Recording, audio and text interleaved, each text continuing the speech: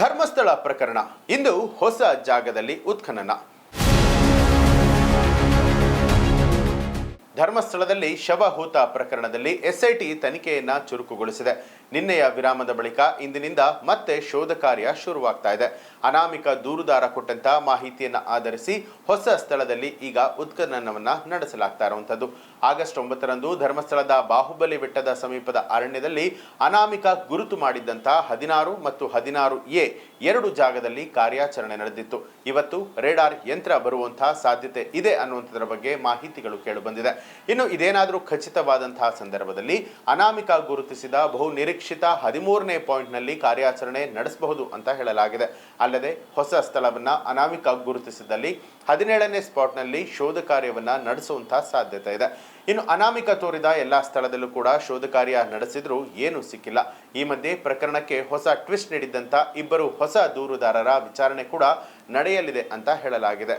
ಶನಿವಾರ ಧರ್ಮಸ್ಥಳ ದ್ವಾರದ ಒಳಭಾಗದ ಬಾಹುಬಲಿ ಬೆಟ್ಟದ ಸುಮಾರು 200 ಮೀಟರ್ ದೂರದ ಅರಣ್ಯ ಭಾಗದಲ್ಲಿ ಶೋಧ ಕಾರ್ಯ ನಡೆದಿತ್ತು.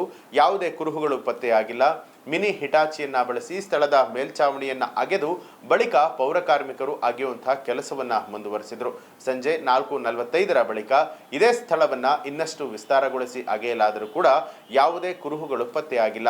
ನಿನ್ನೆ ಕಾರ್ಯಾಚರಣೆ ಸ್ಪಾಟ್ ಮಾಡಿದಂತಹ ಅಧಿಕಾರಿಗಳು ಮತ್ತಷ್ಟು ತಲಾಶನ್ನ ನಡೆಸಿದ್ದಾರೆ. ಇನ್ನು 11 ದಿನದಿಂದ ದೂರುದಾರ ನಿತ್ಯ ಒಂದೊಂದು ಜಾಗವನ್ನ ತೋರಿಸ್ತಾ ಬಂದಿದ್ದಾನೆ. ದೂರುದಾರ ತೋರಿಸುವಂತಹ ಎಲ್ಲ ಸ್ಥಳಗಳನ್ನ ಪರಿಶೀಲನೆ ಮಾಡೋದಕ್ಕೆ ಅಧಿಕಾರಿಗಳು ಮುಂದಾಗಿದ್ದಾರೆ.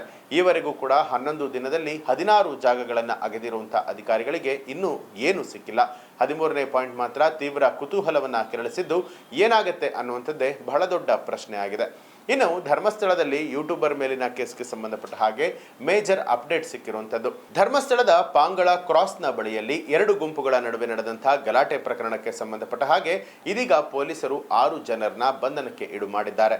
ಪದ್ಮಪ್ರಸಾದ್, ಸುಹಾಸ್, ಗುರುಪ್ರಸಾದ್, ಶಶಿಕುಮಾರ್, ಕಲಂದರ್, ಚೇತನ್ ಬಂಧಿತ ಆರೋಪಿಗಳು ಅಂತ ಗುರುತಿಸಲಾಗಿದೆ. ಇನ್ನು ಪಾಂಗಳದಲ್ಲಿ ನಡೆದ ಗಲಾಟೆ ಪ್ರಕರಣಕ್ಕೆ ಸಂಬಂಧಪಟ್ಟ ಹಾಗೆ ಒಟ್ಟು 7 ಕೇಸ್ಗಳು ದಾಖಲಾಗಿರುವಂಥದ್ದು. ಇನ್ನು ಸ್ಥಳದಲ್ಲಿ ಇದ್ದಂತಹ ಪೊಲೀಸರ ದೂರನ್ನ ಆಧರಿಸಿ 4 FIR ಕೂಡ ದಾಖಲಾಗಿದೆ. 3 ಸುಮಾಟೋ ಕೇಸ್ಗಳನ್ನ ದಾಖಲು ಮಾಡಲಾಗಿದೆ. ಕಾನೂನು ಬಾಹಿರವಾಗಿ ಪ್ರತಿಭಟನೆ ನಡೆಸಿದ ಹಿನ್ನೆಲೆಯಲ್ಲಿ 50ರಿಂದ 100 ಜನರ ವಿರುದ್ಧವೂ ಕೂಡ ಇದೀಗ FIR ದಾಖಲಾಗಿದೆ ಅನ್ನುವಂತಹ ಮಾಹಿತಿ ಲಭ್ಯವಾಗಿದೆ. ಹಾಗೆ SIT ಮಹತ್ವದ ತೀರ್ಮಾನವನ್ನ ಕೈಗೊಳ್ಳುವಂತಹ ಮುನ್ಸೂಚನೆ ಸಿಕ್ಕಿದೆ. ಅಸ್ಥಿಪಂಜರ ಶೋಧ ಕಾರ್ಯಾಚರಣೆಯನ್ನ ಇನ್ನೂ ಕೂಡ 1 ವಾರ ಮುಂದುವರಿಸುವಂತಹ ಸಾಧ್ಯತೆ ದಟ್ಟವಾಗಿದೆ. ಈಗಾಗಲೇ ಗುರುತು ಮಾಡಲಾಗಿರುವಂತಹ 15 ಪಾಯಿಂಟ್ಗಳು ಮಾತ್ರವಲ್ಲದೆ ದೂರುದಾರ ತೋರಿಸಿದ ಎಲ್ಲ ಸ್ಥಳದಲ್ಲೂ ಕೂಡ ಶೋಧ ಕಾರ್ಯವನ್ನು ನಡೆಸೋದಕ್ಕೆ SIT ಚಿಂತನೆ ನಡೆಸಿದೆ. 15 ಮಾತ್ರ ಅಲ್ಲ, ಮತ್ತಷ್ಟು ಸ್ಥಳಗಳಲ್ಲೂ ಕೂಡ SIT ಹುಡುಕಾಟವನ್ನ ನಡೆಸಲಿದೆ. ಈ ಬಗ್ಗೆ ನಿಮಗೆ ಏನ್ ಅನ್ಸುತ್ತೆ ಅನ್ನೋದನ್ನ ಕಮೆಂಟ್ ಮಾಡಿ ತಿಳಿಸಿ. ಹಾಗೆ ನೀವಿನ್ನೂ ಕೂಡ ನಮ್ಮ ಚಾನೆಲ್ ಅನ್ನ ಸಬ್ಸ್ಕ್ರೈಬ್ ಮಾಡಿಲ್ಲ ಅನ್ನುವಂಥದ್ದಾದ್ರೆ ಈಗಲೇ ಸಬ್ಸ್ಕ್ರೈಬ್ ಮಾಡಿ ಬೆಲ್ ಐಕಾನ್ ಒತ್ತಿ.